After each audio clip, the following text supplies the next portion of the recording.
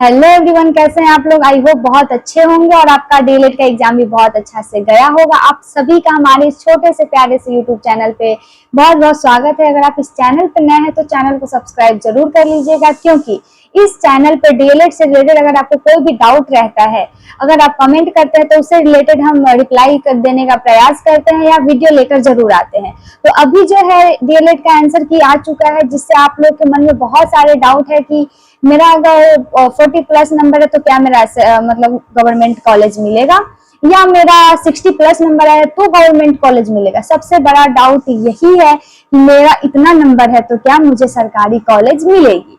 तो आपकी जानकारी के लिए बता दूं कि मैं खुद अभी डीएलएड कर रही हूँ, तो अपने एक्सपीरियंस के साथ साथ आपको ये भी बताऊंगी कि आपको कौन से कॉलेज चूज करने चाहिए ताकि आपका जो नंबर है वो अच्छा से उसमें सेटिस्फाइड हो सके और आपको कॉलेज मिल जाए। ठीक है, तो सबसे पहले बात, अभी आपका आंसर की आया है, रिजल्ट नहीं आया है। जैसे कि अगर आपका आंसर की में नंबर मान लो 40 आया है तो वो 45 तक आराम से जाता है, क्योंकि ये हर बार देखा गया है कि अगर डीएलएड में जितना भी नंबर आता है उसमें 5 या 6 एक्स्ट्रा नंबर या 2-3 एक्स्ट्रा नंबर जरूर मिल ही जाते हैं। तो सबसे बड़ा आप लोग का सवाल ये रहा है कि ये बताइए कि मेरा अगर 65 नंबर है तो मुझे क्या सरकारी कॉलेज मिलेगी, मेरा 42 नंबर है तो क्या मुझे सरकारी कॉलेज मिलेगी। तो इससे पहले ये जानना आपको जरूरी है कि कितना नंबर पे आप पहले क्वालिफाइड तो करो। यानी कि अगर आप जनरल में आते हैं या ओबीसी में आते हैं तो आपका 36% नंबर आए हैं, यानी कि 120 में अगर आपका 42 नंबर आया है और आप जनरल और ओबीसी कैटेगरी में है तो आप क्वालिफाइड हो। यानी कि आप क्या कर सकते हो, अप्लाई कर सकते हो कॉलेज के लिए। लेकिन अगर आप जनरल और ओबीसी के अंतर्गत आते हैं और आपका अगर 120 में 42 से कम नंबर है तो आप क्वालिफाइड नहीं माने जाएंगे। उसके बाद अगर आप एसटी एससी कैटेगरी से आते हैं तो आपका 120 में कम से कम 30% मार्क्स रहने चाहिए। यानी कि 120 में अगर आपका 36 नंबर भी आता है तो आप क्वालिफाइड हो, आप सरकारी कॉलेज के लिए अप्लाई कर सकते हैं।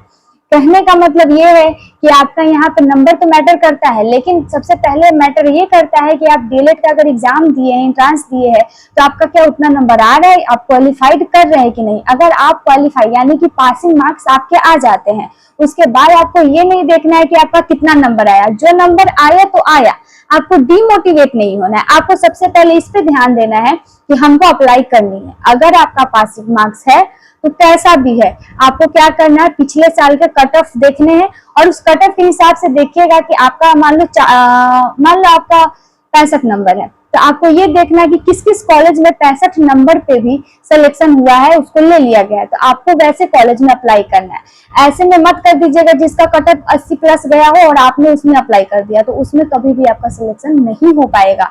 तो आप वैसे कॉलेज को पहले देखिए, उसका सर्च मारिए कि कौन से कॉलेज में सबसे कम कट ऑफ गया या आपका जितना नंबर आया उसके आसपास में है, तो वैसे कॉलेज को आप सबसे ऊपर रखेंगे, उसके बाद बाकी ऑप्शन में डालेंगे। ठीक है, तो आपको घबराना नहीं है। सबसे पहले यही देखना है कि अगर आपका पासिंग मार्क्स है तो आप बेफिक्र होकर पहले तो आप अप्लाई करो। ठीक है, और रहा बात, एक दो का ऐसा भी कमेंट आया कि दीदी आपको कितने नंबर पे मिला है, तो यहाँ पे नंबर मैटर नहीं करता है। जैसे कि अभी मैं पटना जो है, पटना डाइट कॉलेज में अभी मैं अपेयरिंग हूँ, तो अगर इस पटना डाइट कॉलेज में अगर आपको आना है तो आपको 80 प्लस नंबर लाने होंगे। बहुत सारे ऐसे भी यहाँ पे बच्चे हैं जिनका 70 प्लस पे भी हुआ है, 65 तक पे भी हुआ है। तो अगर आपका 65 भी है तो आप आराम से पटना डाइट कॉलेज के लिए अप्लाई कर सकते हैं। प्लस में ये भी होता है, आप ये भी देखिएगा कि जहाँ पे आप अप्लाई कर रहे हो क्या वहाँ पे हॉस्टल है। लड़कों के लिए भी अच्छा रहता है, क्योंकि यहाँ पे अभी ऐसा नियम लाया गया है कि सरकारी डाइट कॉलेज है तो वहाँ पे आपको हॉस्टल मिल रहे हैं। तो ऐसा वाला जरूर आपको ट्राई कीजिएगा जहाँ पे हॉस्टल मिले, क्योंकि लड़की लोग के लिए ज्यादा ट्रेवल करना अभी के जो चल रहा है सिचुएशन उसमें ज्यादा बेटर नहीं होता है। तो आप ये भी देखिएगा कि हॉस्टल वहाँ मिल रहा है कि नहीं, क्योंकि अभी हम जहाँ पे रह रहे हैं वहाँ पे एकदम आपको एक बार 1 ईयर का फी दे देना पड़ता है और आप आराम से रहिए यहाँ पे। तो ऐसा, तो होप करती हूँ कि आपका जो ये मार्क्स से रिलेटेड जो कंफ्यूजन था वो क्लियर हुआ होगा। मैं फिर से बोलूंगी, अगर आपका पासिंग मार्क्स है तो कोई कितना भी कुछ भी बोले आपको अप्लाई कर देनी है, क्योंकि कोई कोई कॉलेज ऐसे भी है जो थोड़ा कम नंबर पे भी आपको वो ले लेता है। दूसरी बात ये है कि अभी आपका जितना नंबर आया है आंसर की में उससे थोड़ा ज्यादा आपका नंबर हमेशा बढ़ता ही बढ़ता है। तो आप टेंशन फ्री हो के, अगर आप पासिंग मार्क्स है आपका तो आप अप्लाई जरूर कीजिएगा। उसके बाद अगर डीएलएड से रिलेटेड कोई भी डाउट है तो आप कमेंट जरूर कीजिएगा, उसका रिप्लाई या उससे रिलेटेड वीडियो लाने की हम प्रयास जरूर करेंगे। मिलते हैं नेक्स्ट वीडियो में, तब तक के लिए take care, bye bye and धन्यवाद।